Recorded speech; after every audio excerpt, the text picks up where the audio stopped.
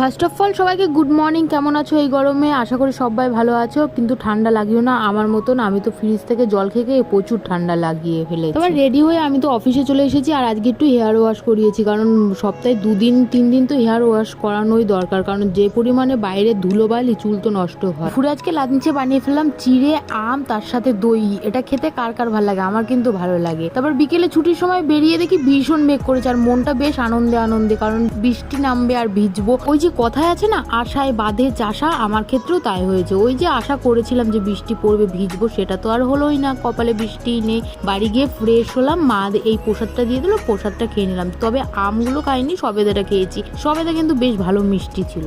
তোমাদেরও কি মন খারাপ হলে জানলার ধারে বসে আকাশের দিকে, হয় চাঁদ না হলে কোনো একটা লাইটের দিকে তাকিয়ে বসে থাকো? যদি সেরকম হয় তো অবশ্যই কমেন্টে জানিও। আমি কিন্তু সেটাই করি। তারপর তো রাত্রে মা 1 গ্লাস দুধ দিল, এটা খেয়েই দিনটা কাটালাম।